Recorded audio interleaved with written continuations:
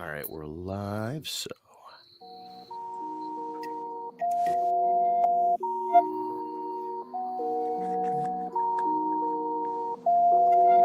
This the War Report coming live every Tuesday at 7 with Steve, Cat, Ryan, Amanda, and Eric. And the voice of NEW, Vince Berry. Hitting all the topics like a clothesline flurry. Turn up your speakers and hear them out. You can listen from your car, even on your couch. They too raw, who NXT? Handing out SmackDowns, follow on IG. Plus, it's sponsored by Tag Me a Date. Go to YouTube and sub now for every update. It's all wrestling here. No safe space. Now listen in. Time to hear from some of the greats.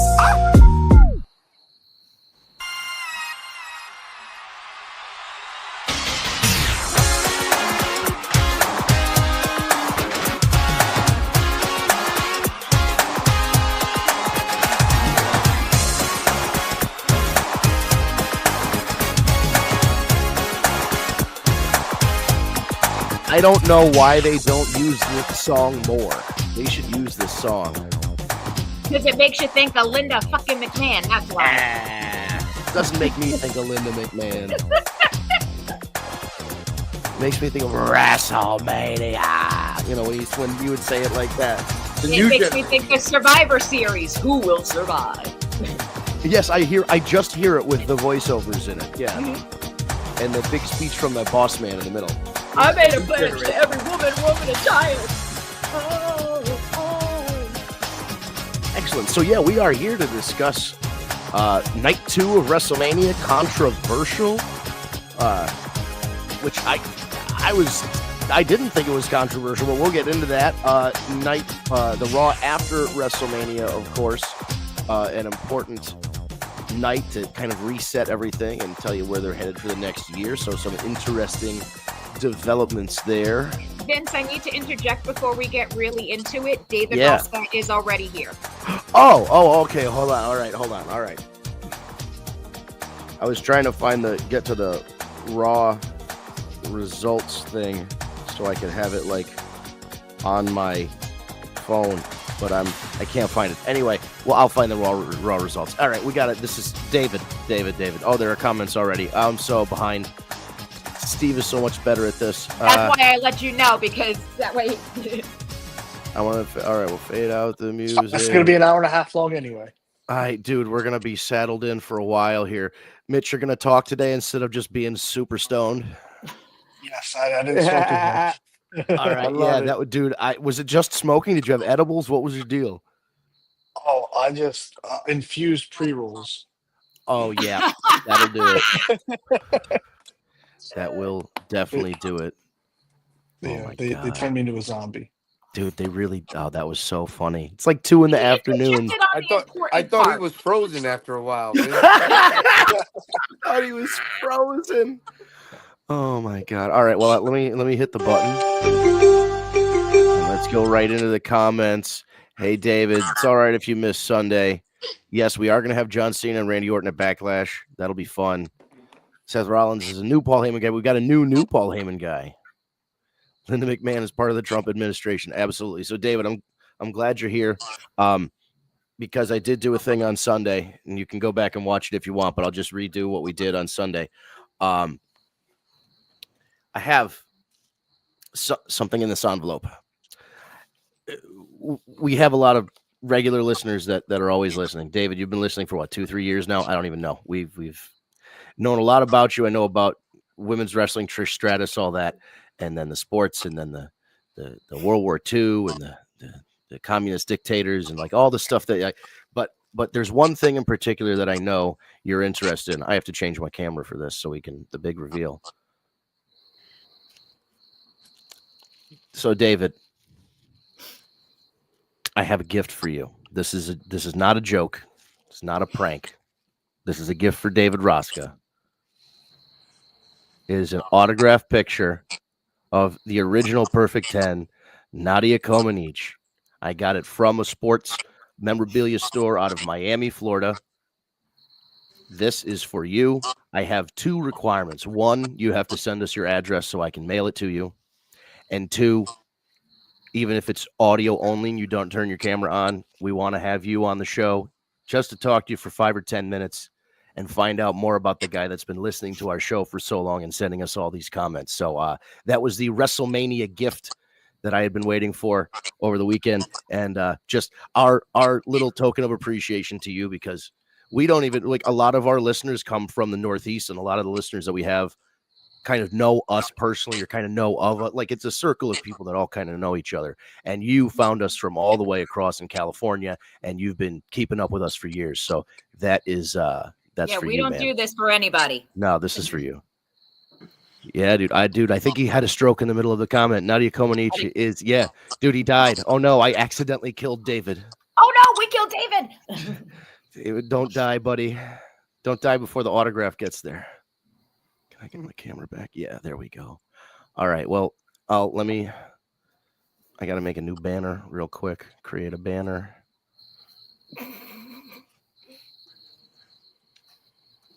I'm putting my email in so he can email me.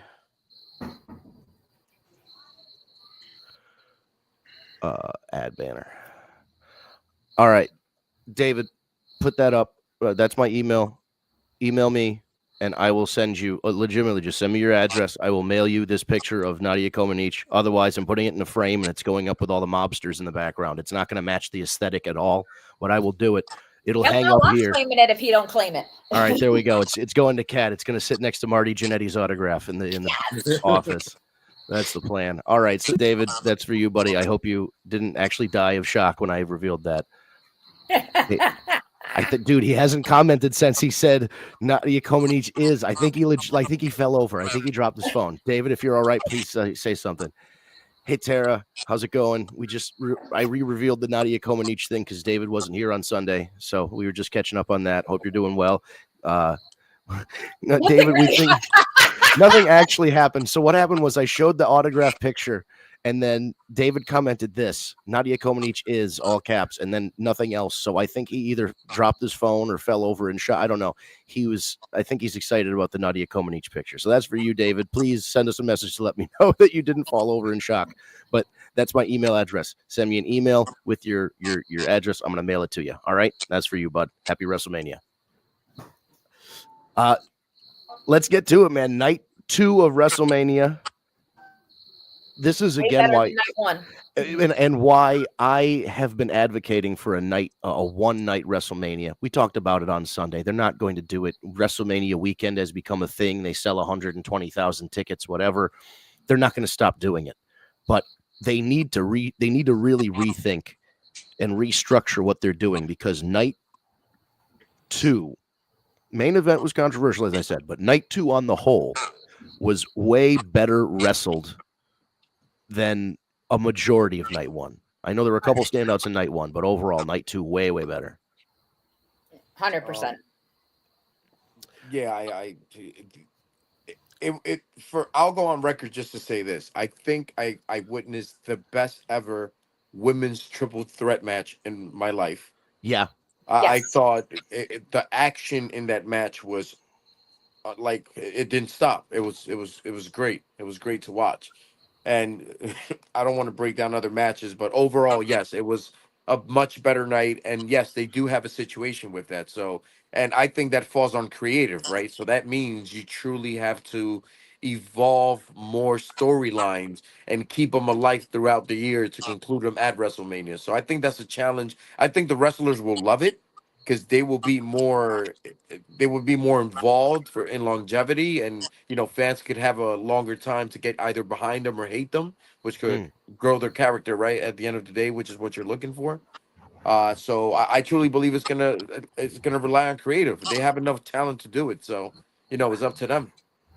And we're here again the Tuesday after a WrestleMania. Last year, I said this at the top of the show, something to the effect of,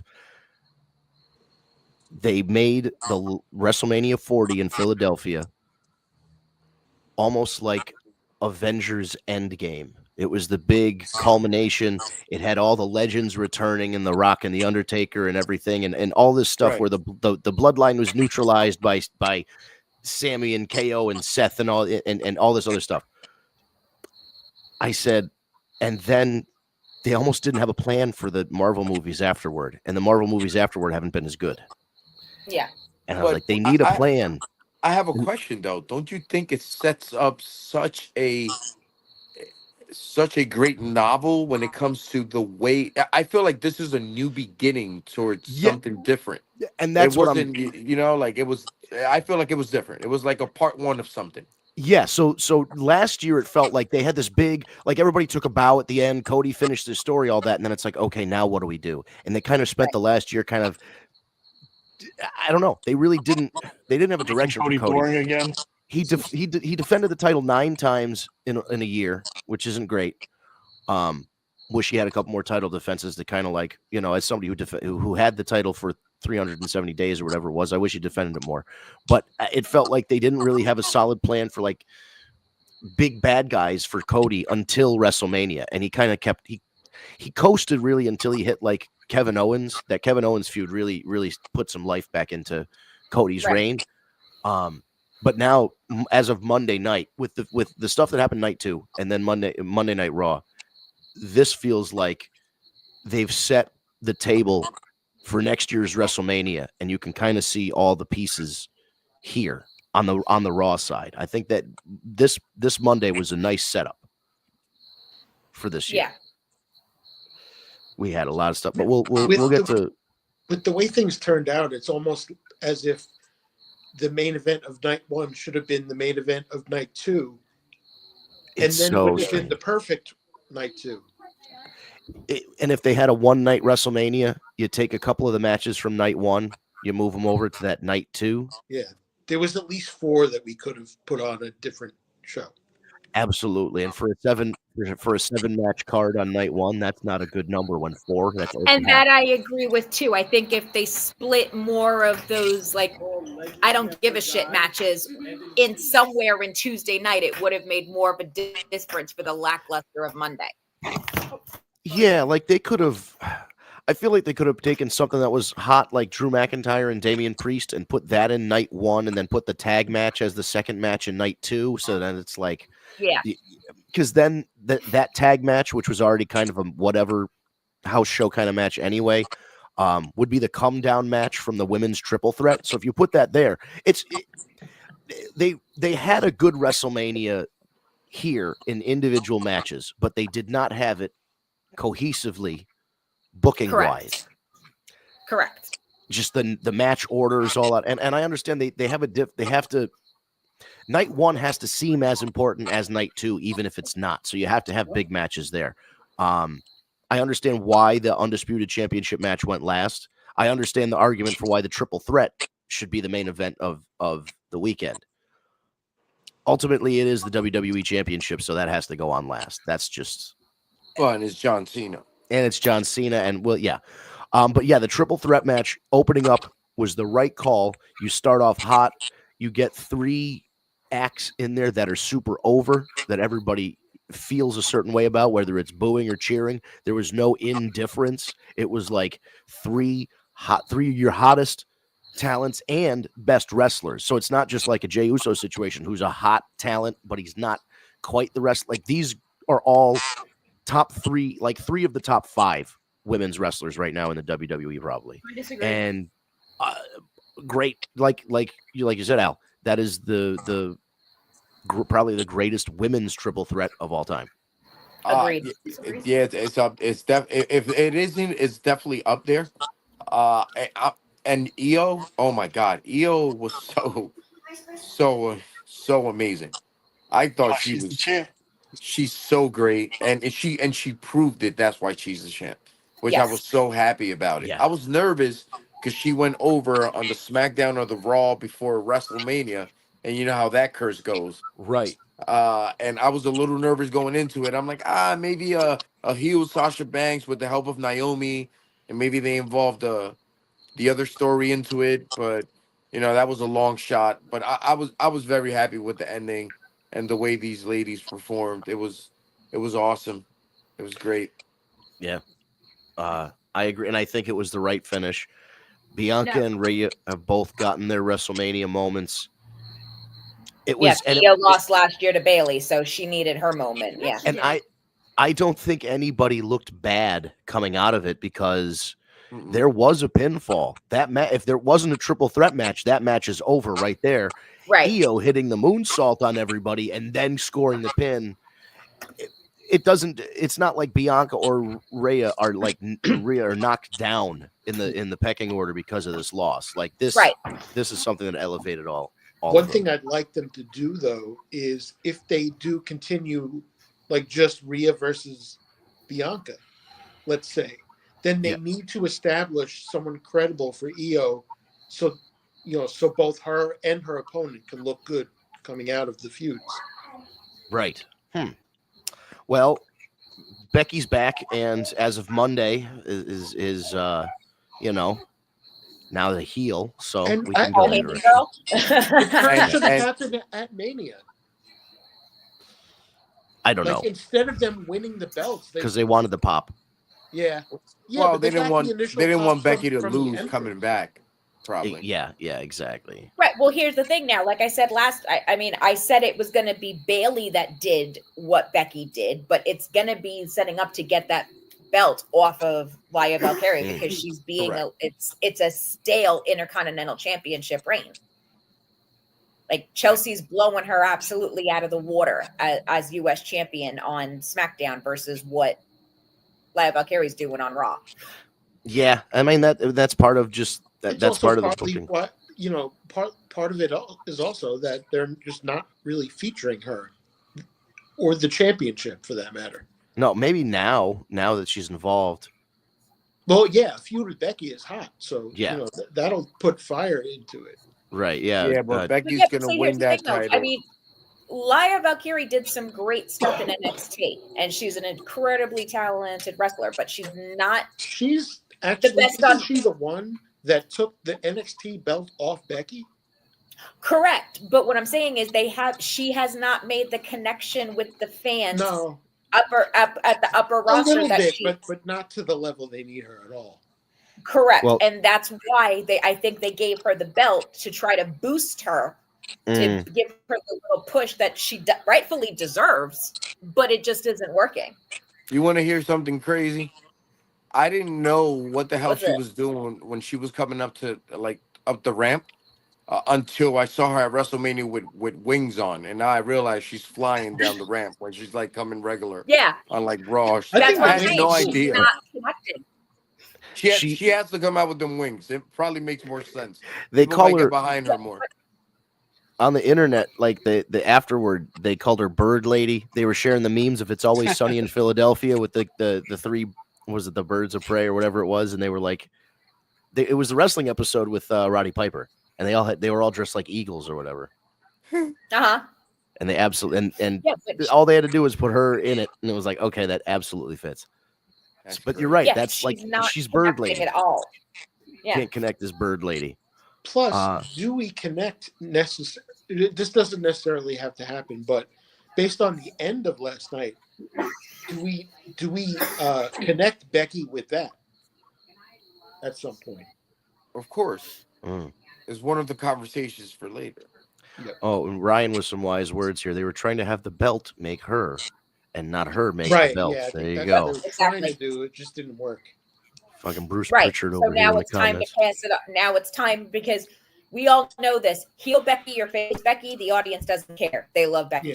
She's the man. And besides, Right. Lyra So- is still very, very young. She's got plenty of time. And Becky with the Mm. IC strap on, now she's gonna make the belt. Yeah. And Exactly. That's all she wrote. And it'll mean that belt will mean more if she defends it a little bit and then puts over somebody. And yeah, absolutely. Well, and then another thing is that's why to me, the person that eventually beats John Cena for the title, it cannot be Cody Rhodes. It's got to be somebody else. I think you're right, but I also think they have a plan, and the plan is Cody Rhodes getting that title back. I hope not. I just really hope not. it just feel like, how would it would feel so like, wouldn't it just be like a dirty thing to be like, okay, took the belt off you and now we're just gonna, we're gonna crown a new, like, Jacob Fatu or somebody, he's gonna do it, Should be Jacob Fatu. That's why it would have been He's better wild. if the Rock was actually there and he was the one instead of Travis Scott that cost them, and then we build to Cody Rock. So The Rock was on Pat McAfee's show and said that he decided after Elimination Chamber that he shouldn't be involved in the story anymore leading up to WrestleMania. What was and even it was the point of him being in well, it from exactly. the beginning then? I guess the ticket sales for Elimination Chamber were low, and they were using that to boost ticket sales. Garbage, man. Yeah, it's not a great rationale. It never that never when you're letting ticket sales get in the way of So then I'm creative. thinking, okay, that's why they had Austin come out earlier and then have some DUI situation. Right? Yeah. Yeah, speaking about Austin, did you guys see the video when he completely missed the ramp at WrestleMania? Oh, Which time? The first time or the second time? The first time Both, behind the yeah. curtain. Yeah, it was great. No, remember his music hit and like it took forever for him to come out. Yeah. Yeah, they that were was cutting because the of the crowd. side ramp. He completely missed it and started going straight ahead. Was he It was great. partying with I had James? to Was he drunk? Broken Yo, Skull he had to IPA. be drunk. You see how fast he was going down that ramp? When he was going down the he ramp, was he having a good swerved a time. little, and I was He was like, hauling ass. "Oh my god!" And I was like, "Oh my god!" And then he started going fast. I'm like, "I hope he don't bump." And I'm like, "Oh, here we Yep. go." As literally as goddamn. the same thing. I'm like, please don't crash. Please, oh fuck, he crashed. He would Imagine never if be he allowed body again. landed into the crowd. Those Broken Skull IPAs are like 10%. God damn. At least it wasn't real American beer. Right. No, Tara was disappointed. Listen, we were all disappointed there was no Rock because it did seem, even if Travis Scott got involved, it would have made more sense for The Rock to be there with him, because then that would kind of tie into the whole thing that happened And all those people months. are also complaining that Cody giving Travis Scott his move wasn't enough of a receipt. Like they wanted to see a punch in the face or with the watch or something. I mean, that kind of was what it was. I think some of we'll get to the main event. There's some listen. I liked the main event despite people's protestations, but I do agree that there was another gear. Look, it has its flaws, but it wasn't nearly as bad as people are making it out to be. It's Also, a John Cena match. You're not going to get a top A 100%. Especially John Cena working heel John Cena, intentionally slowing it down. This was a veterans He did based say match. Like, he wanted to ruin wrestling. Yeah. So. I would say this much about the match. I think if you switched main events and you made the triple threat night 2 and that was night 1, you'll think it was a better match because of the quality of matches in it. I think the downfall to their match is that they were last and it was a very good goddamn card. Yeah. So by the time you got to them, you're thinking, "Oh my god, The Rock's coming out, right? ASAP's coming out." I mean, fucking especially who knows who the else? way they started it with that triple threat. I mean, Yeah, they set the tone. they're Right. off to the They races. set the tone. And this is also not a knock on last year's WrestleMania main event, but the expectation from last year's WrestleMania main event was that the Avengers would be involved again. There was the only interference was Travis Scott. There was nothing from any of the Bloodline members. There was nothing from any of Cody or Cena's other nemesis or whatever. There was no Rock. It was just it was a very, honestly, if there was no Travis Scott and it was more of a one-on-one wrestling match and they hit a little bit more of a third gear, we'd have no complaints about this match. And then John Cena still cheated to win. We'd have no complaints. I think Travis Scott, he saunters, like Dice Clay would say. He saunters to the ring. He took him, and that kind of killed the momentum of the match. There was why we keep going. I guess we should just talk about the main event. But no, we gotta go in order. Drew and Damian. First of all, right, yes, David's next comment was Nadia Combinations, original OG Trish. I understand. David, did you see that I pulled a full ass autographed picture of her out and I said I'm gonna mail it to you? You've had no reaction to that yet. David, you understand? I spent part of my day last week looking on eBay for a reasonably priced autographed picture of Nadia Comaneci, and I had to go all the way to Miami, goddamn Florida, and I got an autographed picture of the original Perfect 10 doing her Perfect 10 routine for you. This is like perfect symmetry, a full circle moment for the podcast where the listener and the host share like a one-to-one human moment, and I just let me know that you actually understand that I have an autograph for you, okay? I just want you to know this is not like a bit. Like, I didn't just print this out. Like, this is not a joke. Like, this is a real thing. All right. Anyway, back. Otherwise, we would have got you an autographed picture of Daryl Hannah. Yeah. I would have got you an autograph picture of Zoe Stark.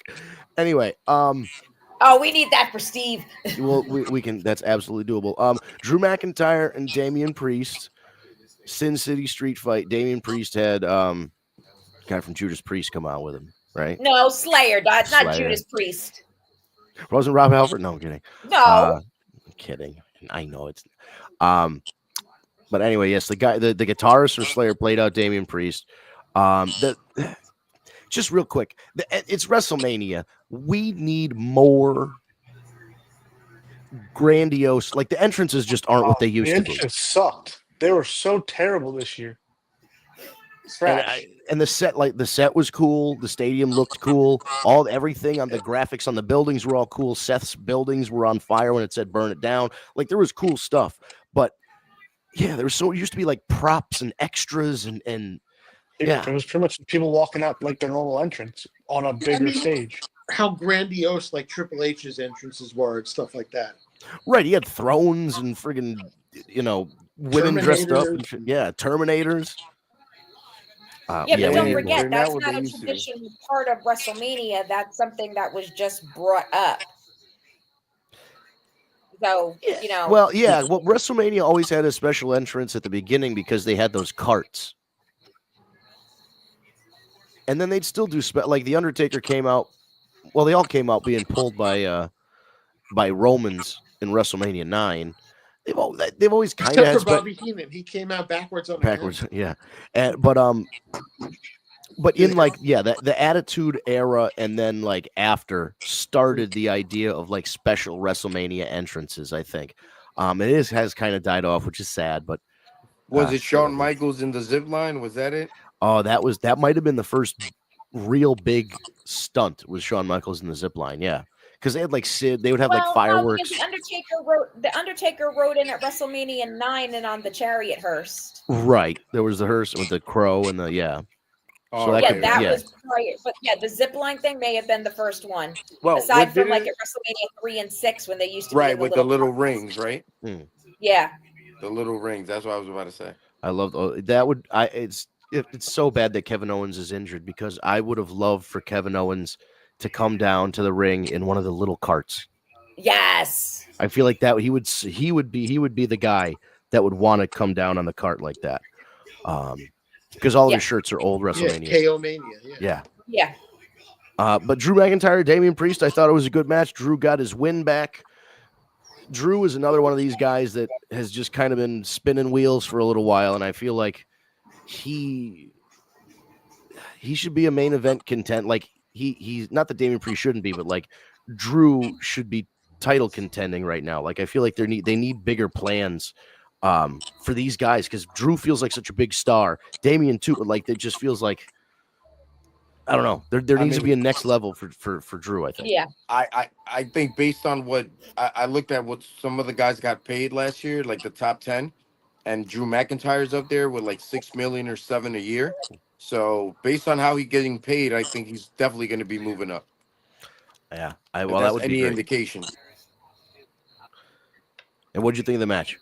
Oh, the match was very hard hitting, as expected.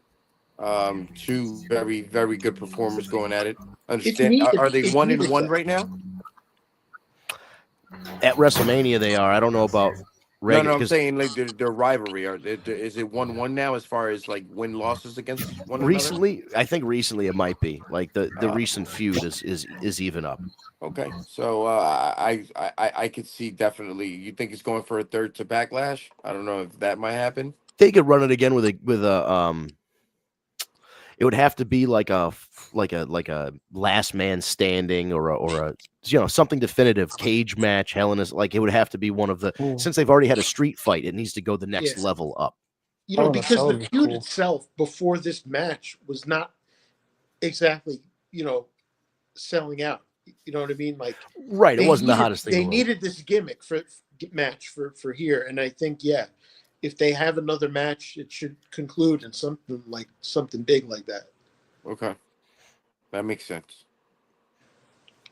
Yeah, but I hope that Drew is on an upward trajectory. Likewise, because it's not that he didn't have big moments like feuding with Punk and all that, in this last year, but maybe Gunther losing the title is a good thing because then it opens it up for guys like Drew and Seth and some other guys to like contend for it now that Jay is a more vulnerable champion.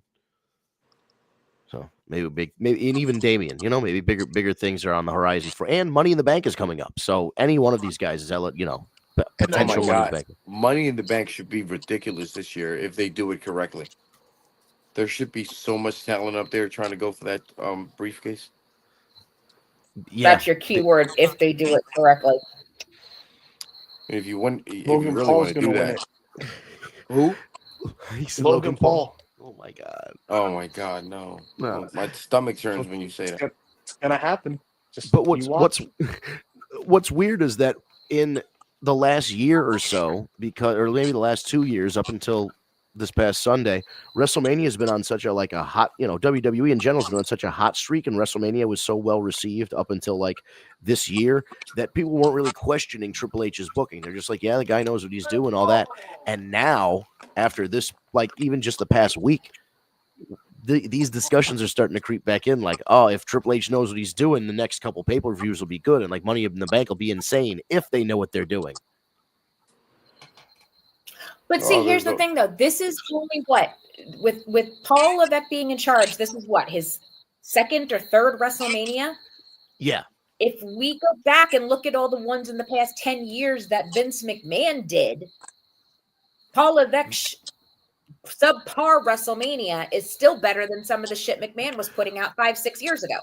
Right, but the whole recency bias thing of like it's just the way of discourse now is like people are literally calling it after the John Cena Cody Rhodes match the worst WrestleMania of all time, the worst WrestleMania match of all time. I'm like, guys, let's back it up.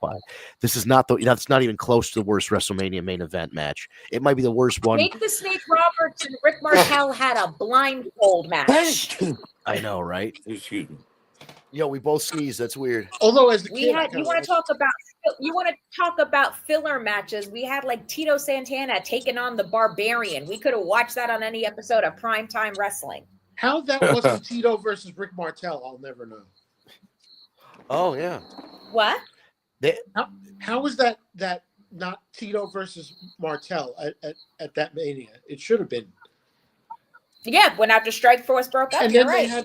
and at that same Mania, Rick Martel fought Coco Beware for another nothing match. Hey, that's the Birdman, WWE Hall of Famer. Right. I think Frankie was more over than Coco. Yeah, during the original first 10 years maybe of WrestleMania, the only WrestleMania that did not have a lot of filler matches in going into the main event and had few storyline matches was probably WrestleMania 4, because that was all brackets to pick the new champion. But there were matches in half the time in those WrestleManias that made absolutely no sense. There was no beef there was no storyline going on between some of them. Or like with the Jake the Snake thing, they had to keep him blind in one eye for like 9 months to make it to WrestleMania. Yeah. But the blind leading the blind. We were talking about it the other day and it became a controversial match now by today's standards, whatever. But even like the Bad News Brown, Roddy Piper, that feud started 3 weeks before WrestleMania. That's crazy that Roddy went that hard. with the half flag really at the Rumble when they eliminated each other and started brawling, but that was it. They brawled at that point, then they didn't escalate it until very close to me. Exactly, like 3 weeks out. So this is not an unusual thing that's happening. It's just over the past couple of years or so, or whatever. It's just always been these storyline matches. So right. I think Paul Levesque was rushing some of the storylines to get them in because who he wanted to wrestle. Yeah, and also another part of it was because of how good the triple threat match was the night before. Yeah, that did. The good thing was night one, despite being a slow start, ended on a high note, and then once it's hard because this was technically 2 heels 2 nights in a row, one in the main event of WrestleMania, Seth Rollins and John Cena. So it's hard to book a heel heavy WrestleMania and then have everybody leave feeling good. But it's sometimes you can't have the babyface win every single WrestleMania. But the fans didn't leave on Saturday night thinking that they got healed. They were cheering what Paul Heyman did with Seth. And to be honest, I was listening to that crowd. John Cena, they were very happy to see John Cena win his 17th championship. Yeah, he got a very good pop. Speaking of good pops, the next match, the new hottest wrestler in the world. Show off the shirt, Mitch. Dirty Dom with his little dirt stash pulls off the victory. My favorite heel. Heel? He's not a heel no more. Oh, I know that, but he's still gonna play the heel part. It's A great. dirty Everyone went crazy. He's great. I love It him. was so loud. And by the way, he did a great job at that match. Yeah, I He think did. everybody He's a did very that match. talented Yeah, kid. that match was awesome. It was an awesome match. I think Overall, it was great. the only thing that would have made that match better is if it was a ladder match. I would have loved a ladder match with these guys in it. Braun Breaker spearing someone Braun off Breaker the, and a off ladder. the He would ladder. have broke like 8 ladders. Exactly. Oh man. Would have killed somebody. No, I'm talking about going up the ladder. Like he would have broke 8 ladders and going up that shit. Oh, just because he's so damn big. He's so huge. Yeah, dude, he's obviously now being positioned in a bigger role.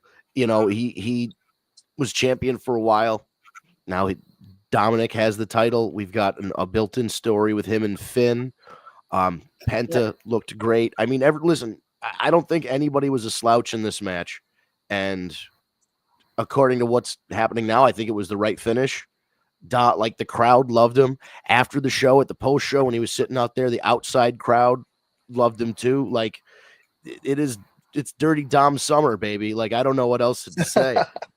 They just when Liv and Raquel were just on NXT before, they weren't even chanting for Liv and Raquel. They were singing "Dirty, Dirty Dom, Dirty." I know that they was were so great. Yeah, that new chant is great. I love it. Those crowds, Yeah. man. Freaking hilarious. The WrestleMania crowds, you know, because you get those international people who do the soccer chants and all that, or the football chants, and so you get a different flavor of that. Yeah, I mean, Dominic, even John Cena in one of his, it was either after the post WrestleMania, it wasn't the press conference because he walked off, so it must have been the McAfee show. He was putting over Dom huge. He said that, you know, he's got a lot, you know, he's like the next one up, basically. He was, and I know part of it's like him being a heel now, but part of him, I think, was being sincere that Dom has found something. He's not just Rey Mysterio's son. He's found his own thing. Yeah. And he's come a long way from what we saw. The best thing that could have happened to him was joining Judgment Day to begin with.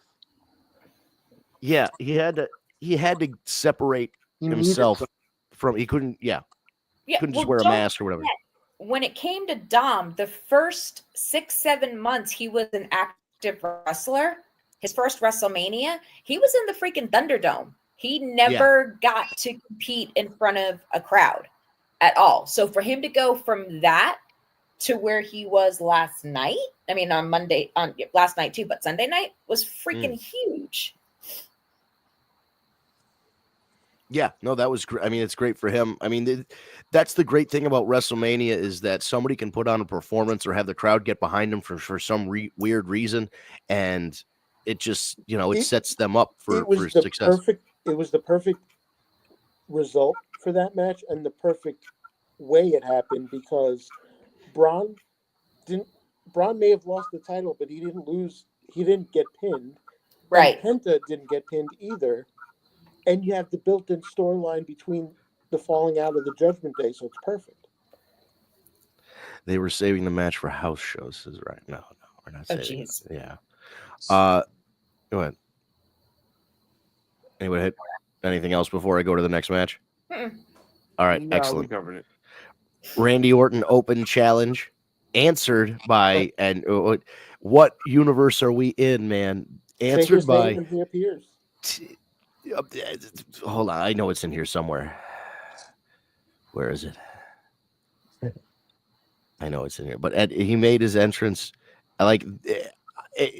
First of all, wearing the TNA belt, announced as the TNA champion, the TNA logo showed up on the screen at WrestleMania. 20 years ago when I was watching that on Fox Sports, you would not have imagined anything like that. I can't believe it. I also can't. Why can't I find the Joe Hendry theme? I And have this it. I damn can thing. do it.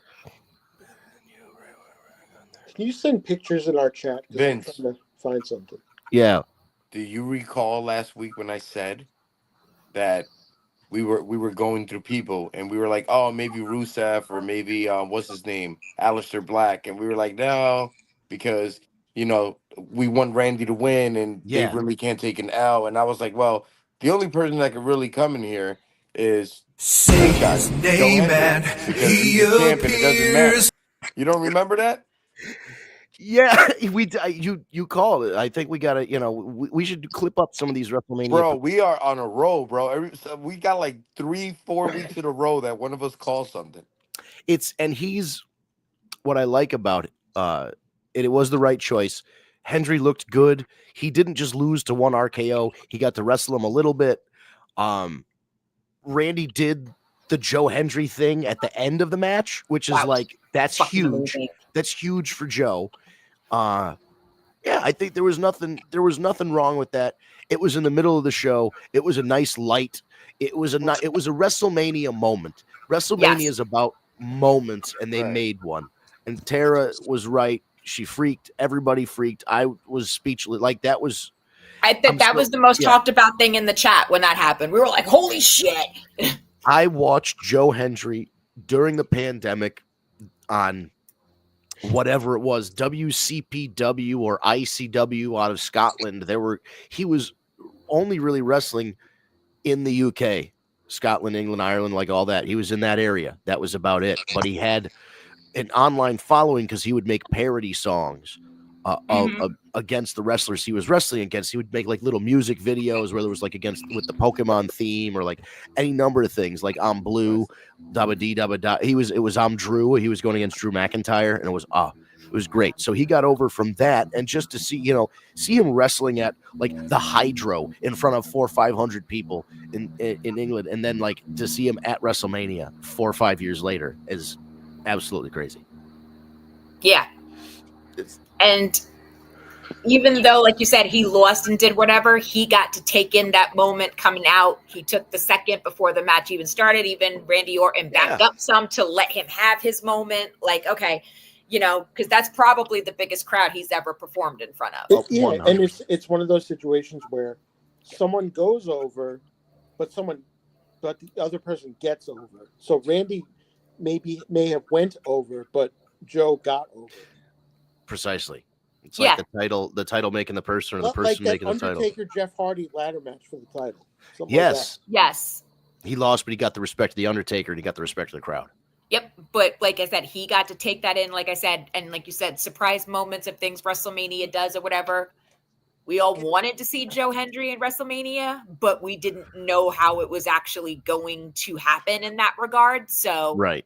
Yeah, that open challenge was the best. Yeah, we all thought we were getting Rusev, and we got Rusev's lawyer, Hey, they really set him up too, because imagine that poor kid from England or whatever or you think he's from Scotland, and he's trying to make with a Russian accent, pretending to be a lawyer. Full circle shit, man. And remember lines. Yep.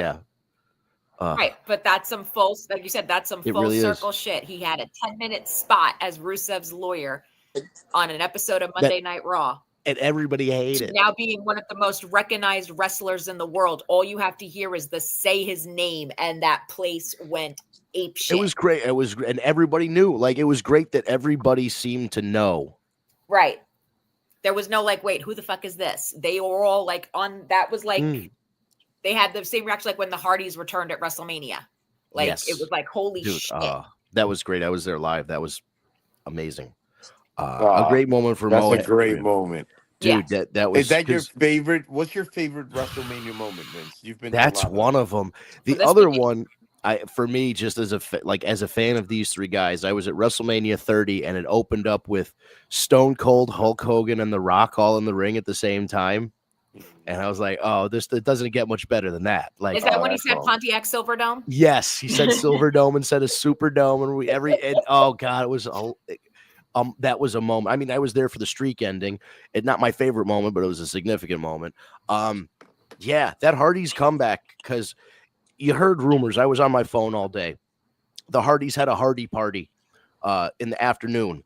A limousine pulled up to the Hardy party, and they got into it. And then they came out like 10 or 15 minutes later, and it was like, oh boy, these guys, like, something's happening.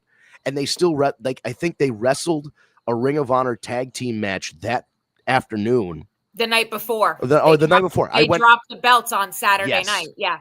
I was at that show too. That was interesting. They dropped the belts and then they came back. Yeah, it was a whole. Oh boy. Yeah. Yeah, that was great. That's up there. I'd have to think about some other ones that were like, because we were there for 35, where like Becky won and Kofi won. Like Kofi winning is a moment. Like, that's amazing. I mean, I was there for Daniel Bryan's win too, but my contentious relationship with Daniel Bryan. Not to mention the fact that the streak was just broken 2 matches before. Yeah, I couldn't really enjoy his match after that. Like, existential dread sets in when the Undertaker streak ended. That's just what it is. Speaking of having the respect and admiration of the fans, Logan Paul beat AJ Styles in the 5th match of WrestleMania. Could you imagine talking to yourself 5 years ago and saying that sentence? Logan Paul beats AJ Styles at WrestleMania. You'll be like, did you have a stroke? What happened? 5 years ago, most people would say, who the fuck is Logan Paul? I'd be like that kid with him and his stupid brother from YouTube. That's the only thing they were known for. They didn't even start boxing yet. They hadn't even had their boxing matches 5 years ago. No, 5 years ago they were still in Woods in Japan. Yes, that's. Oh my God! Canceled. Apparently not canceled. Yeah, they were still came back from being canceled. Yeah, came back from being canceled. Yeah, no, there was a lot of heat when they fucking did that. That's still my favorite Dominic Mysterio moment, though, when he was on Logan Paul's show, because he said to him, he goes, "Yeah, have you ever wrestled in Japan?" And he goes, "Wait, are you even allowed to go to Japan, Logan?" Yeah, not anymore. And he's like, "Ooh, you fucking asshole!" Like, he wanted to jump him so bad. He's like, "You're banned from Japan, aren't you? You and your brother?" No. He says that if there's a WWE show in Japan, he's going to do everything he can to work with the they ain't letting him back in. Yeah, probably not. So Terry, they told him that he's not only banned. He told if he ever tried to set foot in Japan again, that he will be arrested. Oh well, I guess he's not. I don't think we can get there's a pro and con to everything. I don't know if they're going to be able to get him back if he did get arrested for that. Right. Yeah, and not that this was a bad match or nothing. Logan Paul can wrestle. AJ Styles is a legend. The real big headline was that Cross had brass knuckles and tried to get AJ Styles to use them. And the story of the night with the good guys being absolute dummies. AJ throws away the brass knuckles and then immediately gets hit with that goofy new finisher and gets pinned clean. Pulverizer. The pulverizer. Oh, yeah. So AJ Styles, legitimate first ballot Hall of Famer, outright legend, yada, yada, yada, loses to Logan Paul at WrestleMania. But, think about this, though. 10 years ago, would we have ever thought that AJ Styles would be in 7 or 8 WrestleMania matches? No. Could you imagine that in Logan Paul's contract, the one thing he wants to do is to be undefeated at WrestleMania, for he could hold that over all of us and call himself the greatest wrestler to ever live just by doing that, and that would be his moniker. He's got a lot of numbers to go though before he even gets close to Taker's number. So no, I'm not talking about beating Taker's number. I'm just talking about just still being undefeated at WrestleMania, because he could claim that. Well, so's Michael Cole. There's a number of people that are undefeated, but not not like 21 long streak.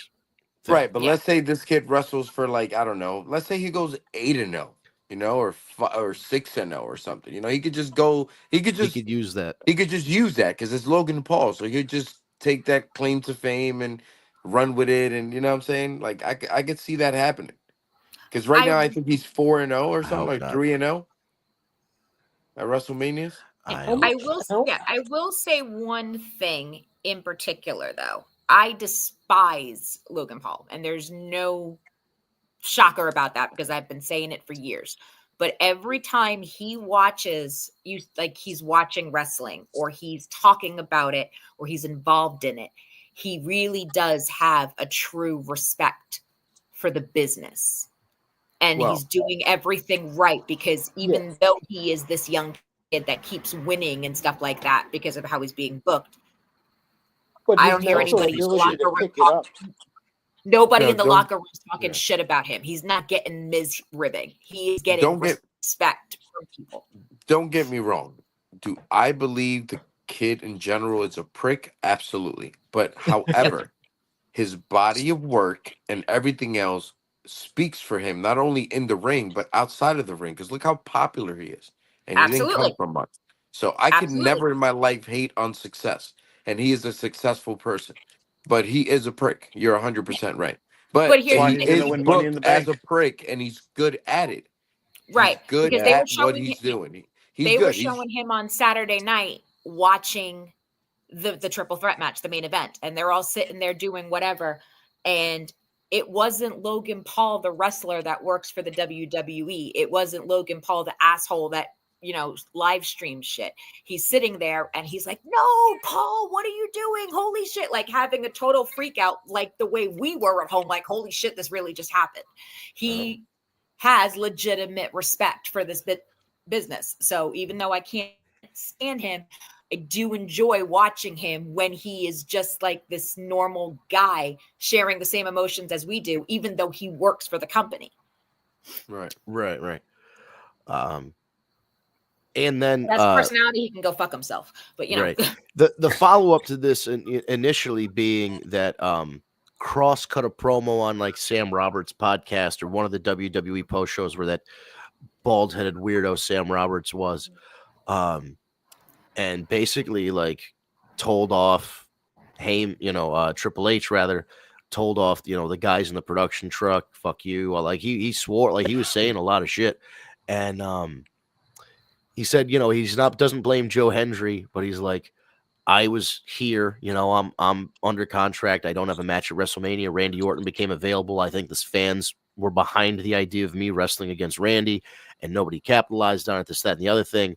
He was trying to help. He called him Alan instead of AJ Styles. He said he was trying to help Alan, and look what happened. He's like, basically his whole thing was like, oh, Goldberg. I talked to Goldberg one time. Goldberg told me to just be a good soldier. He's like, well, look what being a good soldier got me. I was released. They brought me back.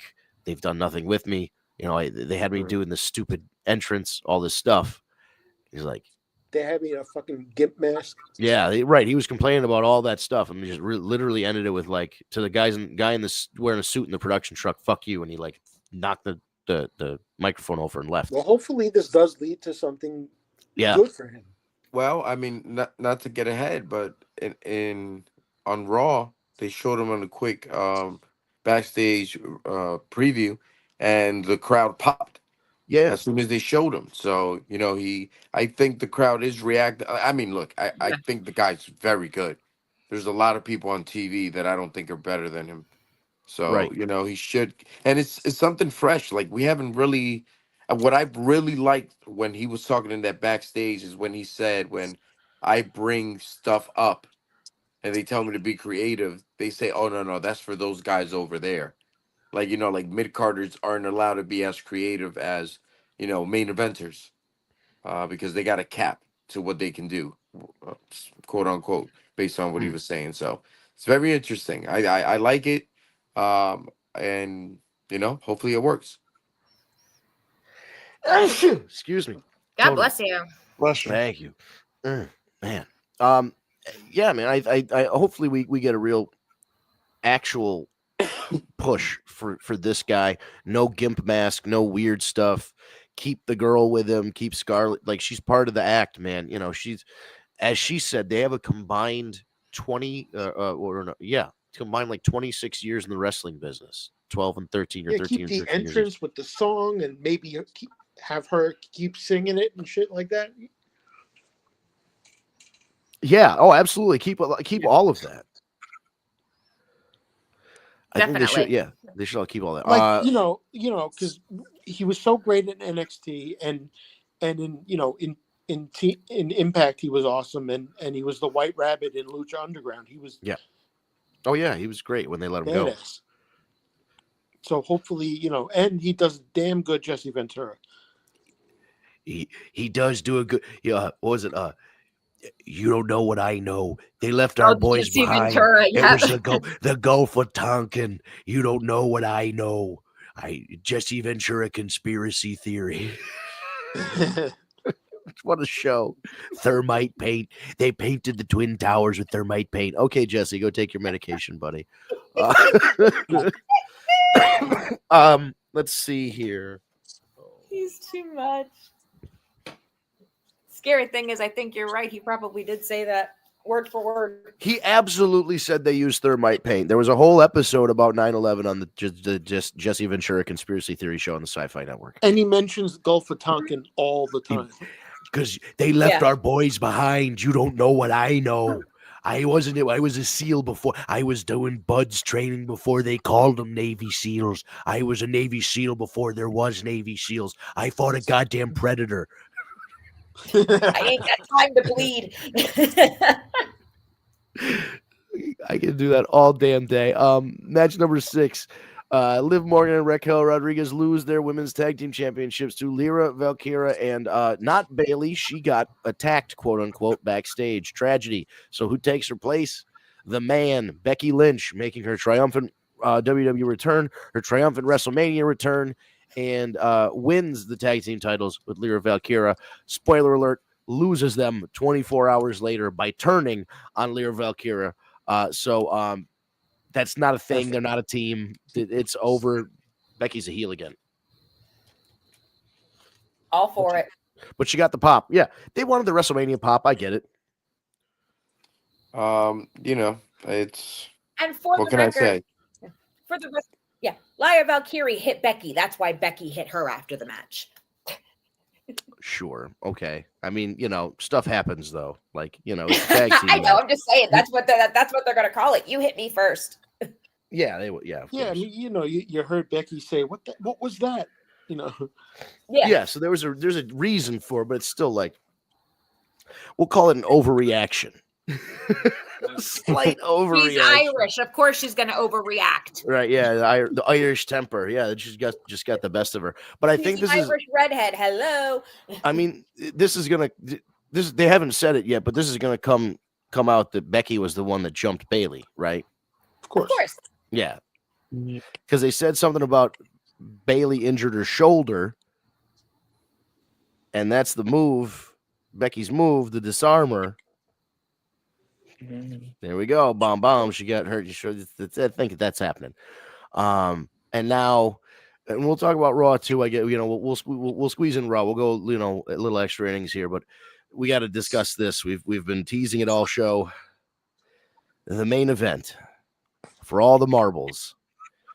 The WWE Undisputed Championship. Cody Rhodes defending his title against John Cena. John Cena is seeking his 17th record-setting championship. And John Cena, with the help of not The Rock, not any wrestler, with the help of multi-platinum person who got 8 people killed in a trampling accident at one of his concerts, Travis Scott. We're just nobody mentions that. I feel like nobody mentions that he got like 8 people killed. It's a real thing. If you haven't heard of that, it was a couple years ago, and they kind of tried to sweep it under the rug. But I mean, basically, he was encouraging like a stampede or the people to rush the barricade, and a bunch of people got trampled and actually killed at one of his shows. Bad look all around, but still popular guy. It didn't stop his. People didn't stop buying his records. Baby with popular. A Kardashian. Yeah, so he's still culturally relevant, I guess. But with all that being said, Cody Rhodes has the opportunity to hit John Cena with the championship belt. He declines. He throws the title aside, and that's his undoing. John Cena. That was his Roddy Piper, Bret Hart moment. Yes, it was Roddy Piper, Bret Hart for the IC title, throwing the ring bell to the side, and that was his undoing, and a kick to the testicles later. We have a new WWE champion. A lot of there was a lot of CBT in the last 2 nights of WrestleMania. There was a lot of touching of the genitals by men on men. CBT, like continuous ball touching. Yeah, we'll call it that. Don't turn off safe search is all I'm saying. But yeah. So we have this match, and we'll go around the room. Basically, I was gonna say, I hope to God Autumn ain't listening because she's gonna Google that now. No, don't do it, Autumn. You're too young. You're too young. Anyway, I liked this match because I think Cena was doing exactly what he intended to do, and not that he wrestled to make the match bad on purpose, like some people are trying to flip this argument online. It's not that he's wrestling bad on purpose. He slowed the match down in a way that John Cena, he doesn't wrestle like the typical John Cena. He was doing a lot more stuff to keep Cody Rhodes grounded. He was wrestling at a small, even though Cena never wrestled at a super fast pace, he really slowed it down. I thought once Cody got busted open, I was like, okay, here we go. This is where the match kicks into that next gear. You're going to have Cody bleeding like he loves to do with the blood in his hair and like the whole thing. And I was like, this is, and he's, we're going to have this like, right. Yeah. I thought we were going to have this like big epic Cody's bleeding and refuses to go down and Cena has to go through all this stuff. And like Cody's going to have to eat a rock bottom or something to lose the title. And none of that. And part of it is expectation. And part of it is like fantasy booking in your head and being disappointed that it didn't come true. But also, I don't know, if you're reading a book and you're reading like halfway through the book, you're like, I think this guy, they introduce a character like this is the bad guy, and you keep reading the book, and by the end of the book ends. You're like, well, where's the bad guy? Like you wrote him out, and it's like, well, this doesn't make sense. So like logically, everybody assumed that The Rock was going to be involved. It was just a logical conclusion to make based on the prior pay-per-view Elimination Chamber. So it was disappointing in the sense that not that big tons of run-ins and interferences and all that stuff didn't happen. But no knock on Cody Rhodes. Obviously he's the guy for this generation. But when John Cena walks out at WrestleMania and he's jacked to the gills and he's got these new hair transplants, he's looking good. Like, there's an aura around John Cena that Cody just does. Maybe he's going to get it one of these days, but there is an aura of like, this guy has it, whatever it is. You understand in the big moments why Vince McMahon thought that John Cena was like worthy of being this top guy. There's just, love him or hate him, there's something about John Cena that necessitates attention. And I can't describe it other than that. Like your eye is drawn to John Cena. And I think he went out there and was it a 10 out of 10 match, 5 stars, that stuff? No. Was this John Cena going out there and like doing his thing one more time at WrestleMania, winning the big one? And like, it ticked almost all the boxes for me. I was pleasantly surprised by the match. I thought John Cena had to win, but I know the response has been overwhelmingly negative, except until things happen on Monday night. But it was overwhelmingly negative all immediately post show. So I'll open it up. We'll go right around the screen there. We'll go Al, Cat, Eric, Mitch. So Al, what do you think? It wasn't a bad match. It wasn't. It had his moments. It was fun to see John play the heel part. Going outside of the bottom rope, take his time. Yep. Slow down the match. Take the kick to the nuts.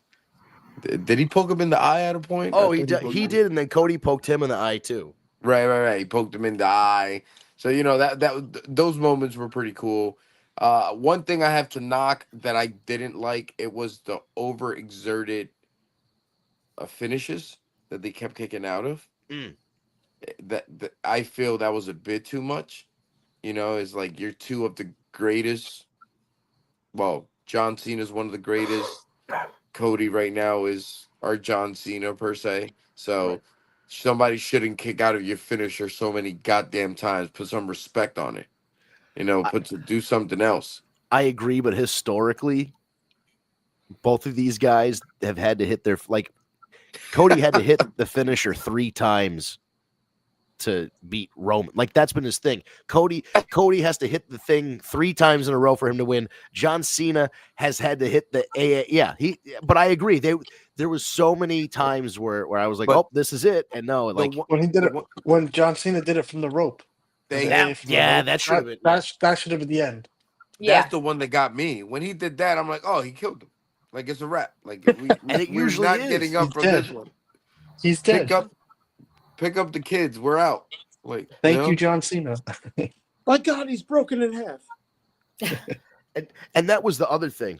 Cal, you'll be next there, Cat. But the other thing was the crowd, as we talked about, and I thought there was only a 50-50 chance of this happening, but it actually did.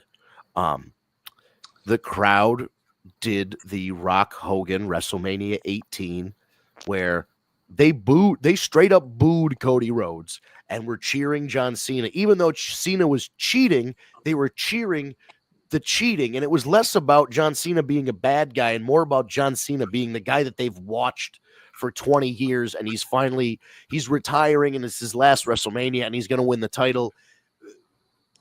There's a lot of reasons to cheer for him, but he was the heel in the match. So it was just like, it was very weird. You know what it is? It's not really them. And John Cena said it in SportsCenter. It's us.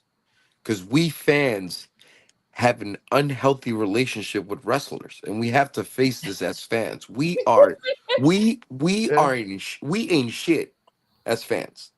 Like, we could love a wrestler and he could walk into the ring and have a secret match, and that's your guy. And you have a guy that comes in and hasn't been there in 5 years and is a surprise wrestler, and you just forgot everything you thought about.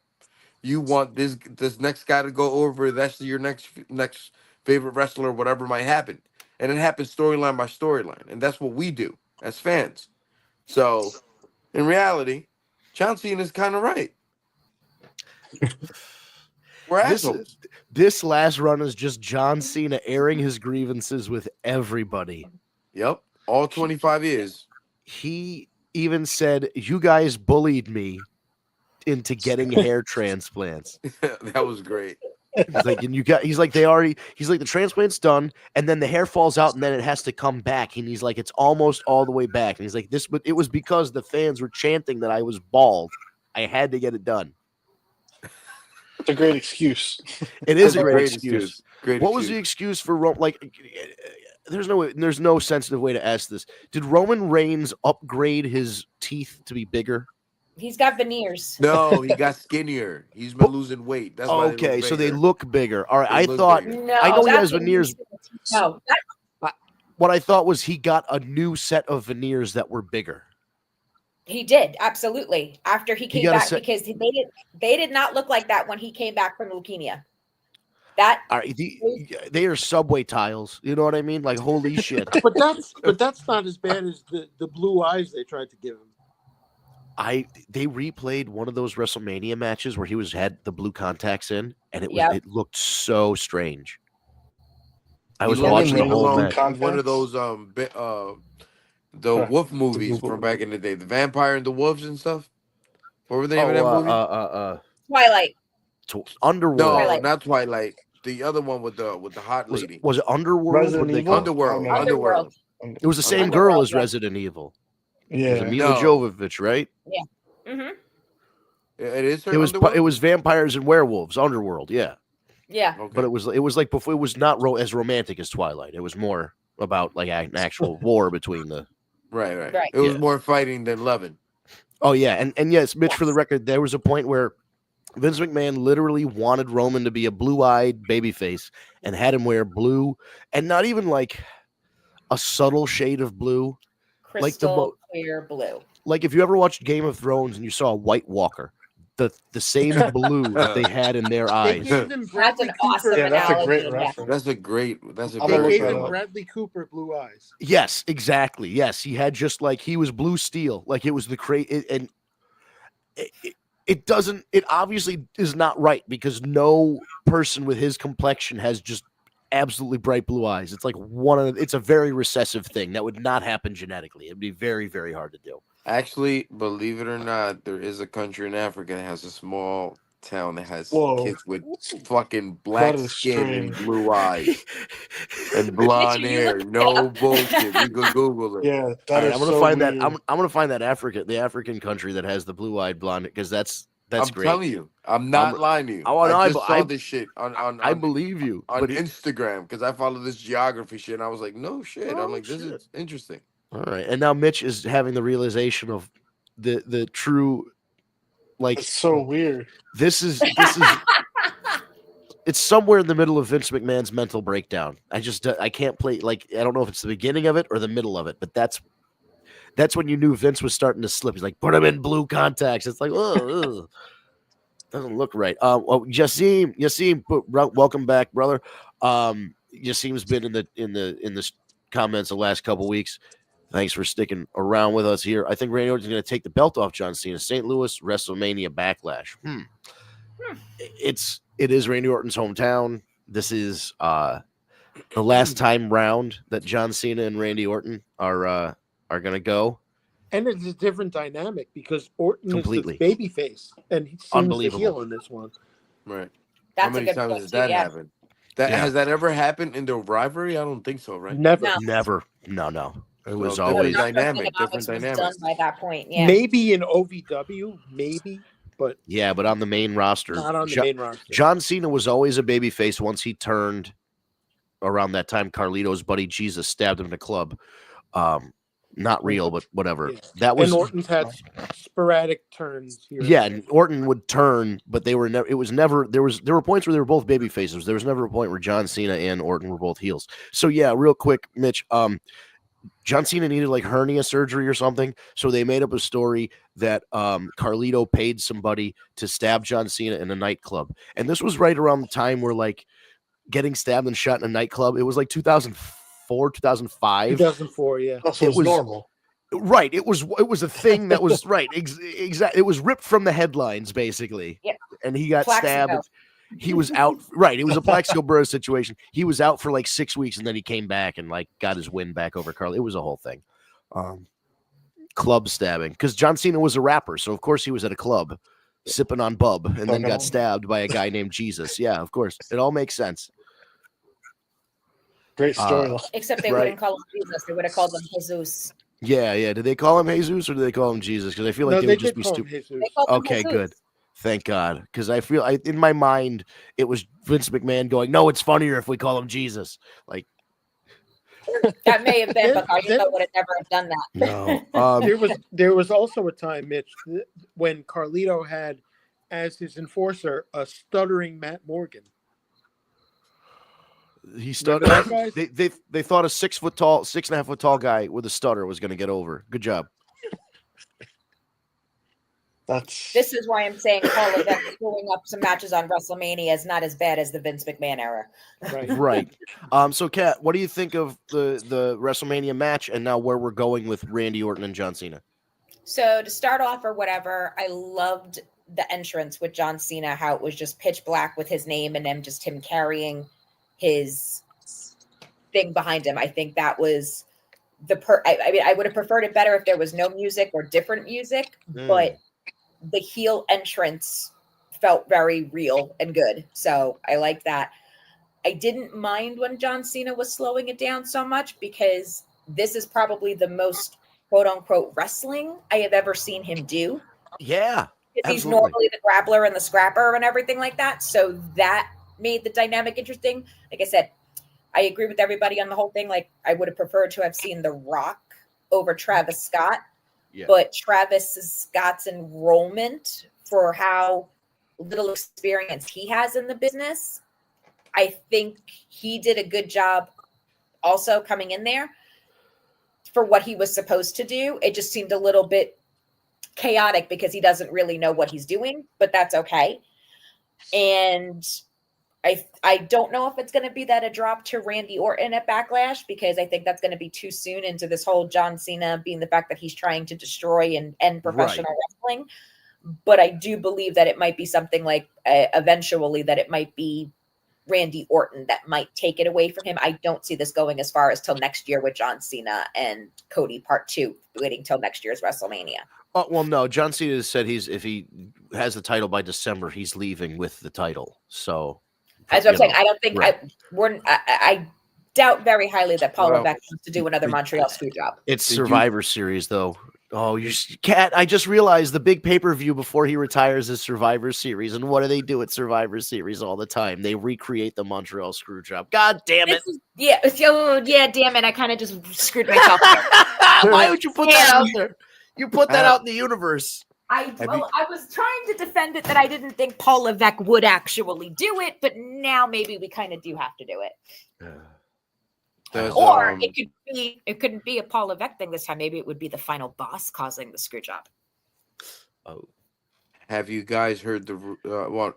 I don't know if it's a rumor. I don't know if it's true, but I've been hearing in certain sources that WWE has now considered the WWE Universal title retired. Yes. So yes. I feel like it's been retired for a bit.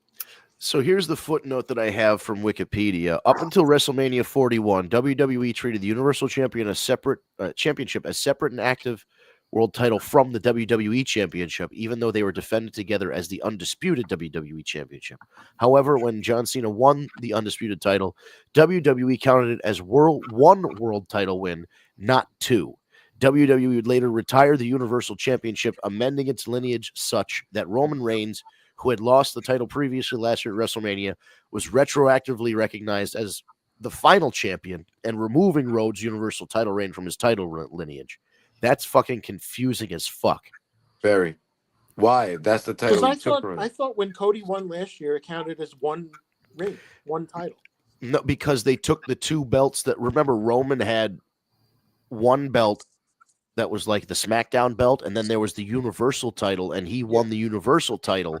But then they just came up with the World Heavyweight Championship again for Raw. So he technically, even then they merged them into the one all gold belt. Right. But that gold belt was technically representing two titles. Who knows, dude? It's whatever they say it is at this point. You know what I mean? Like, but I kind of get it now. I get it now because the thing is literally Roman Reigns won two titles and then they merged it for him for one title. Right. Cody Rhodes never won two titles, so therefore, when he won that belt, it just recognized as one title. That's how they're saying. That's why they're doing it this way. Because he was the last man to be a double champ. Right. So that's the reason. Now, it's a little the and it's Wikipedia. It's not like somebody like, But it kind of makes sense if you think about it. It's right, like it should. That's how it should be, honestly. Yeah, it was just worded in a confusing way, I think. Well, that's because somebody on Wikipedia wrote it. It wasn't by a wrestler or a wrestling fan. That's why. It's a regular ass person. Yeah, I was gonna say it was written by the same person that wrote Nancy Benoit's obituary before Nancy died. Madon, that was weird. By the way, I want to know if it's with a hard J. Is it Jassim or was it with a Y, like a Yassim? I feel like it's Yassim, but I don't want to. Just let me know how I want to make sure I'm pronouncing your name right. Because you're a new listener here, dude. You got a belt. Look at him. I love this icon, his profile picture. He's got sunglasses and the WWE title on his shoulder. All right, that's awesome. Let's see. Oh, so WWE spoiled Aleister Black's return. Oh, they spoiled it. This is news to me, but I feel like we knew it was coming. They spoiled it on SmackDown just before Zelina Vega's. Just seen with an M. All right. Just see. All right. I'll get it one of these days. It takes me a couple of times. Yeah. No, thank you, sir.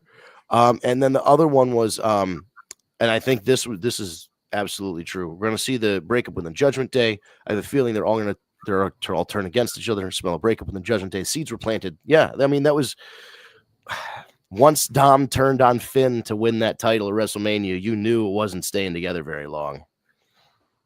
Yeah. I mean, And they should just remove Finn at this point. Yeah, I think that's the thing. I think Finn's getting kicked out. And then maybe they have somebody new. I thought it was going to be Alistair, but if Dom's on, the Judgment Day's on Raw, so wouldn't.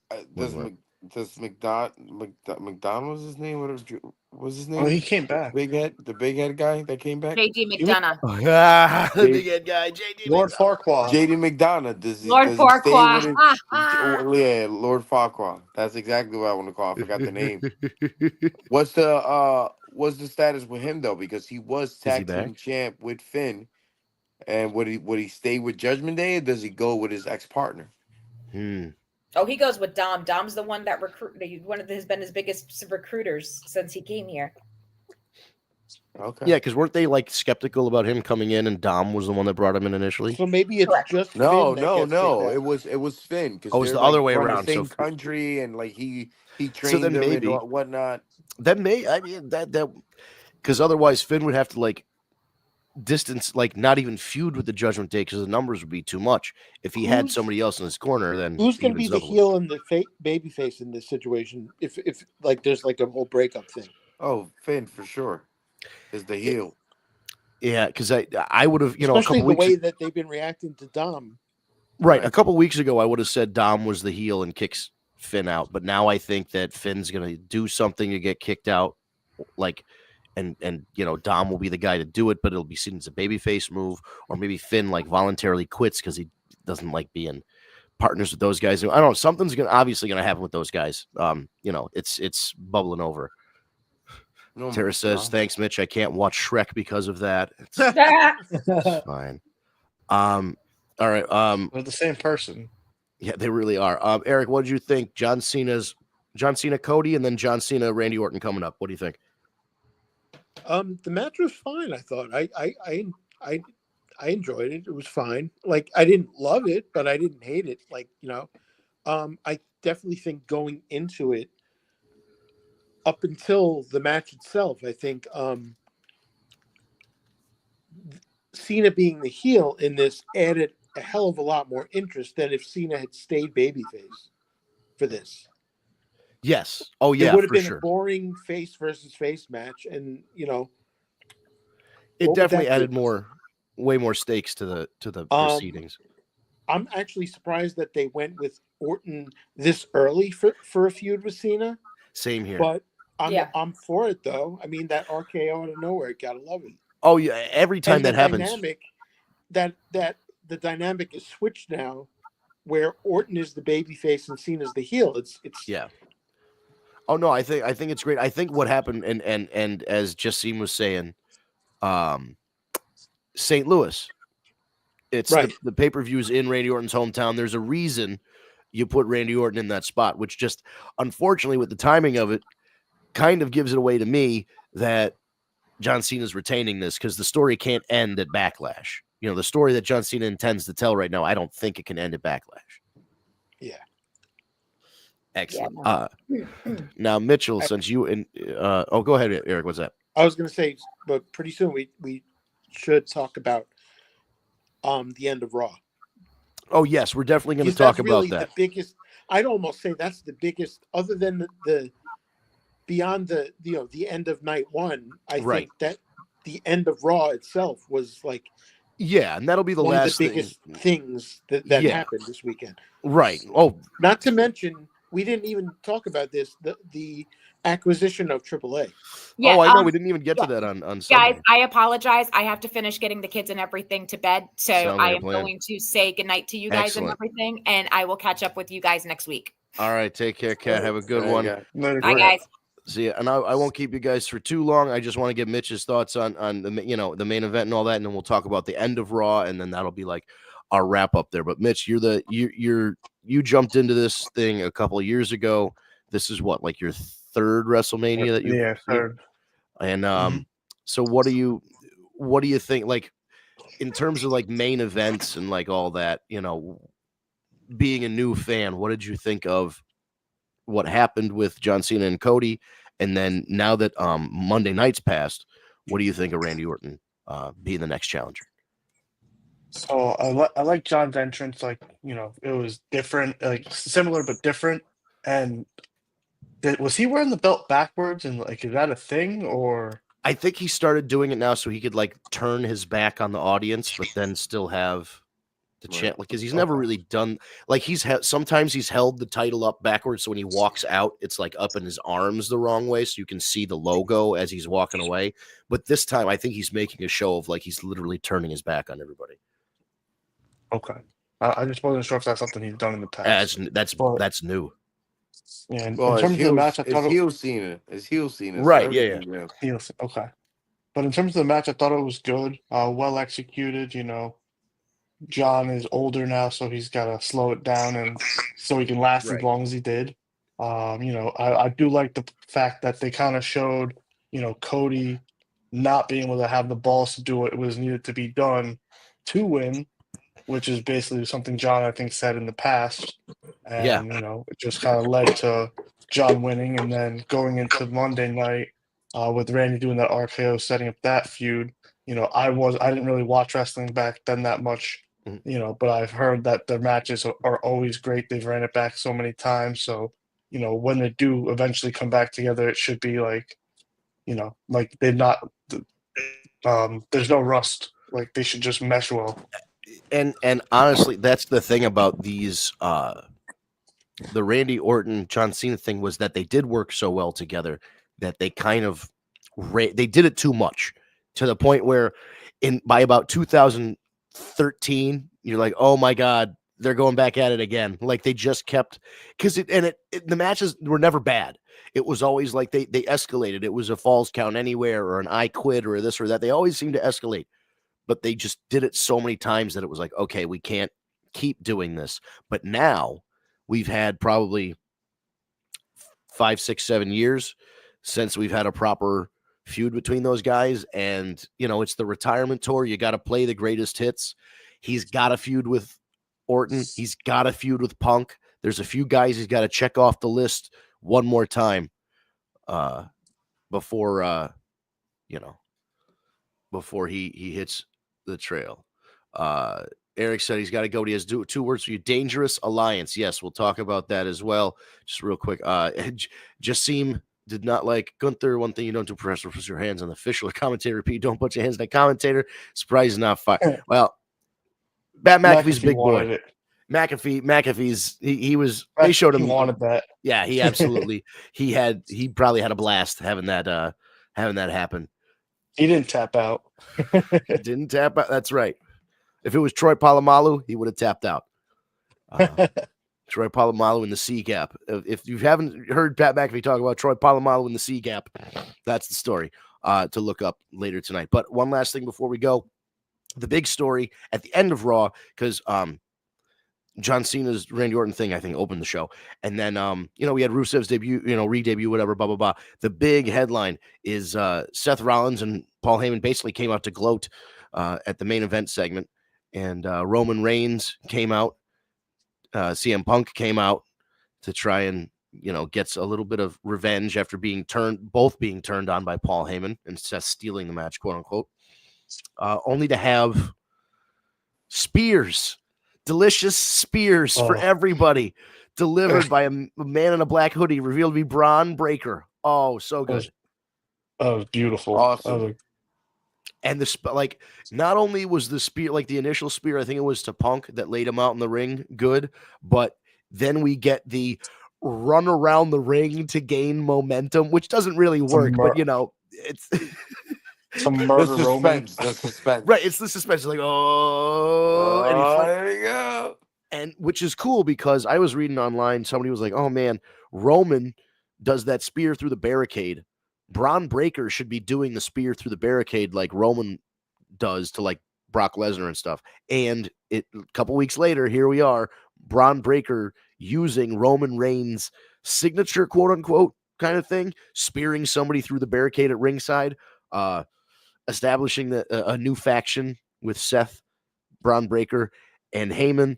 and maybe Becky Lynch now that she's a heel, and maybe some other people could be added to kind of round out this new dangerous alliance. Al, if they were to add somebody, let me know what you think of the segment, and then let me know who you think they might add to the mix. Segment was good. I was highly surprised. I figured, seeing Rollins with Heyman, that it was going to be something more than just them. I didn't know it was going to come this early, so I was surprised about it. I was more surprised when I found out who it was, and happily that it was Braun Breaker, because he's an animal, and the one thing he lacks is a voice. And who better to train him not only how to become that, but to learn from than Rollins and Heyman, because Rollins is pound for pound, if not he's the workhorse. Let's get that out of the way. He's the guy. If you really think about who's the guy, he's the guy. He's been with WWE since day one. Outside of being injured, he stayed with the company. He doesn't take time off. He sits here, busts his ass. Whatever role you want him to do, he does it. Whether he's a heel or a face, you love him. And if you need him to be a champ, he'll carry your company. So when you really think about where he's coming from, he's not really a heel. He's a pissed off human being that has a guy he can't trust, and the guys you can't trust defense, you fucking hit him in the back with a chair, but that's here nor there. And, you took the strongest acid, the only last acid he had left to call himself a tribal chief. So you disarmed him, and now they're going to put a rocket in your ass and send you to the moon, and you're probably going to be headlining WrestleMania with Paul Heyman on your side and possibly a very strong stable. And who do I think could be after them? Yeah. You said one of the name, Becky Lynch, obviously, with her heel turn. Ironically, as she's coming back. And the other guy I was thinking is Drew McIntyre. I like that. Drew McIntyre for sure, because Drew McIntyre was in his ear prior to, if we recall, in some segments, telling him and KO they should team up versus the Bloodline because they've done them so bad. And if KO wasn't injured, that would be my second guy. That would have been a good one too. Those would be the two.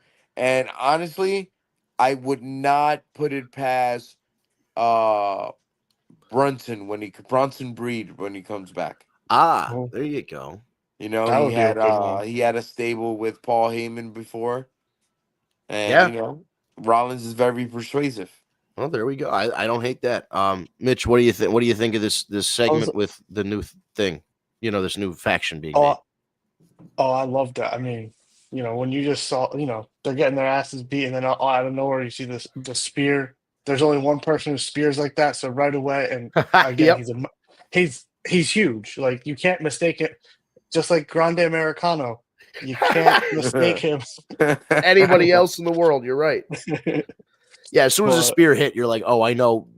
There's one person that does a spear just like that.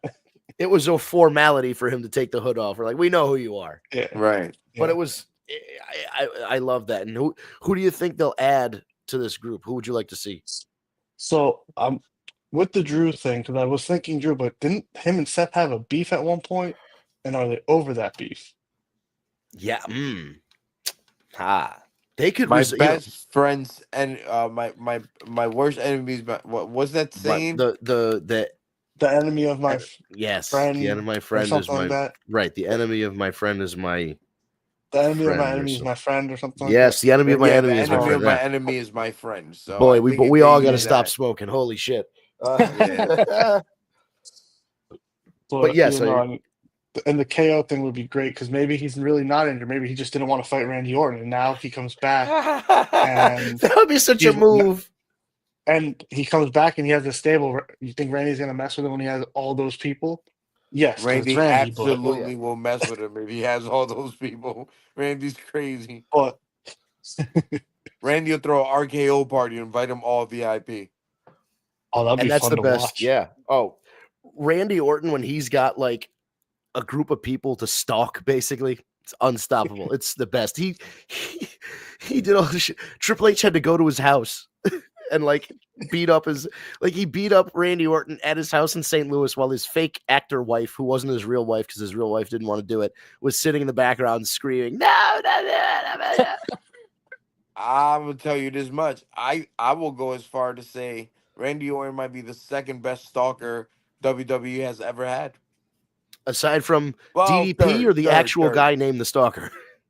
No, I wasn't actually even putting DDP up there because I have Stone Cold as the number one. No. I'm sorry. Oh yeah, he went to Brian Pillman's house. I have Jake the Snake Robert as the number one. I have Stone Cold as number two, and I have Randy Orton as number three. As the biggest stalkers ever. Yeah, because Jake was all about Rick Macho Rude's Man's wife, girl. right? Oh, Macho Man's wife. That big ordeal they had. Oh no, and it was Rick Rude who wanted Jake's wife. They liked doing things with wives back in the day. Yeah, they were bugging back then. Yeah. One more from Jassim. I'm pulling the strings because I want Aleister Black to return his old entrance with the candles and the ramp, just like NXT. Yeah, I agree. I think the old saying, we've been saying old sayings all day, but this one applies. If it ain't broke, don't fix it. The best part about Aleister Black was that you presented him like this spooky gothic vampire, whatever kind of character. The raising up of the thing like it's a coffin with the candle. It was all part of the aesthetic. He loses something if he doesn't have that. It's like Karrion Kross's entrance. If you think about it, it was kind of even like Rusev. Like, yes, people were happy, but if you would have dropped his old music, oh, that place would have went apeshit. I also think it would be worth bringing back the Rusev Day guy. Yeah, his manager. Because imagine he comes back, like you didn't know he was coming back, and you just heard, and you're like, wait a minute, what? Imagine Rusev is the other stable guy for Paul Heyman. He could be. I think he's not a bad pick. He could be because he showed up as a heel. He went in there kicking ass, chewing gum and kicking ass, and he ran out of gum. Seriously, he beat up whooped the tag team. So yeah, he was gonna go in there and whoop everybody ass, but he just got New Day just got They made a hasty exit. Message. Let's get out of here. Seriously, dude was massive. He's jacked. I mean, when he was stomping them, I looked at his leg and I was like, "What the hell?" He's got these giant tree trunks. He's always been that way. He used to. They had him because they said he was like a Russian Sambo champion or something. They had him wrestle barefoot with like foot wraps for a long time, and then he like was doing something outside the ring and like legitimately broke his ankle because he didn't have, like, if he had boots on he would have been fine, so he started wrestling in boots, which helps because nobody needs to do that unless you're really doing like you're from the jungle or you're from Samoa and you're like wrestling barefoot. There's very few reasons to wrestle barefoot. It's not very safe. Yeah, that was very weird when he came in wrestling just with tape. I'm like, that looks like an injury soon. I know, right? It looked like he already pre-wrapped his ankle with like ace bandage because he knew the injury was coming. Right. It's basically what he had around his and legs. I also seen the rumor stating that Lana's also signed to a Legends contract, and she will probably be joining him soon as his side thing. That's interesting. Lana and Paul Heyman together, I would love that interaction. And even Lana, Rusev is great, but I do think he always needs a little, whether it's the Rusev Day guy announcing his entrance or whether it's Lana being like the Russian whatever by his side, like he needs a hype man, right? And once he has that, like that's how everything locks in with him. And he's another guy that it's like a Drew situation. I think if he is going to be treated seriously and they give him something to do and they give him a purpose and they give him a trajectory towards a mid-card title and then maybe a main event title if he proves himself, that would be great. Otherwise, it's just another one of those returns that they do to get the Raw after WrestleMania. Oh my God, the guy returned, and then they do nothing with him, like Andrade. Right. So that's just what I hope he doesn't turn out to be another Andrade. But I think he's got way more potential than Andrade does. Speaking of Andrade, his contract was up. He said goodbye to the WWE Universe after WrestleMania. Yeah, I saw he posted on Instagram he's done, which is weird timing because he was affiliated with AAA, and the WWE just bought AAA. So he's coming back.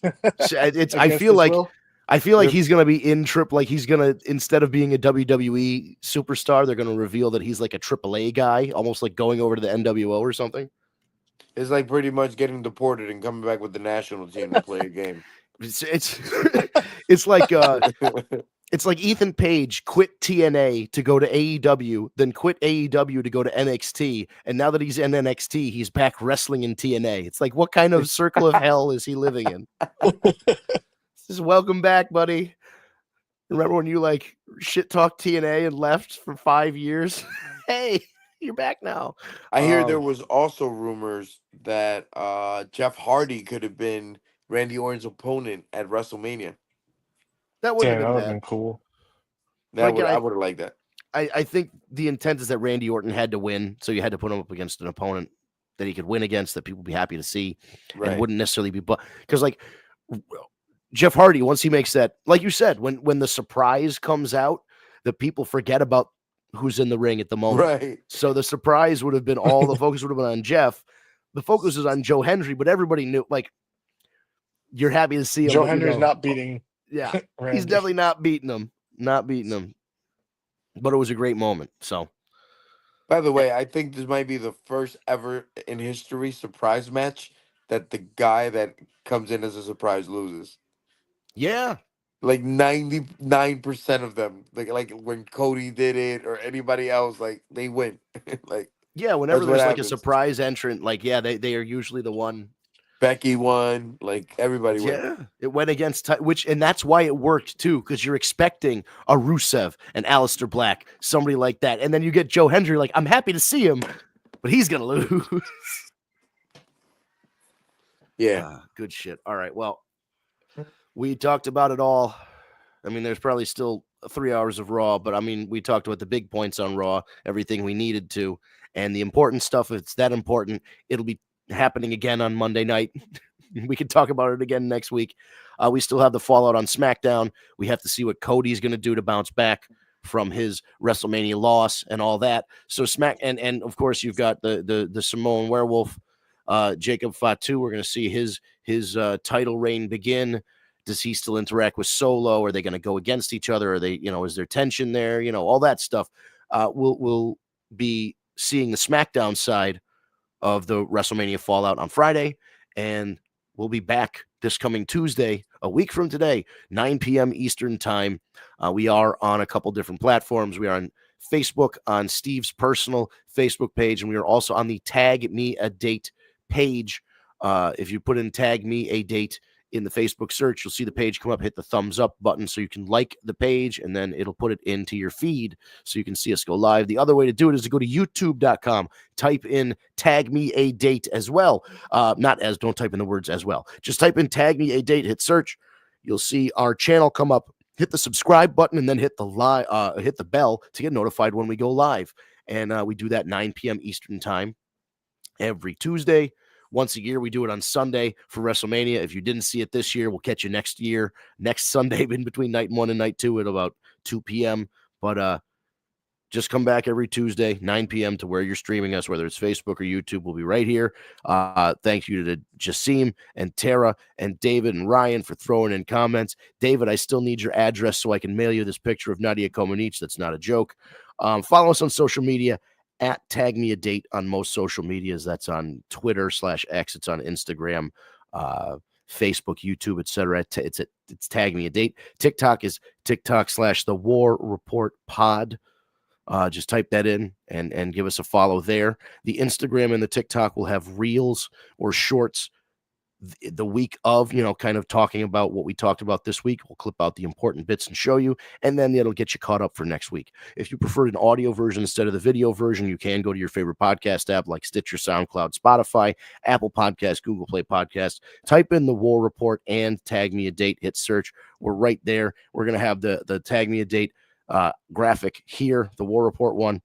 and it'll also say our names in the description. So you just hit that subscribe button. The audio version gets put up about an hour after we go off our live stream. Thank you, Ryan, for doing that. And that's about it. Thank you to everybody that commented. Remember to throw us a like if you want, or share the video, or just let your friends know. If they're wrestling fans, tell them about the podcast. Tell them what we're doing Tuesday nights at 9 p.m. here on the War Report After Dark. We do appreciate you guys. WrestleMania is over, but that just means we get to look forward to next year's WrestleMania. So with that, I suppose, one last time on the way out,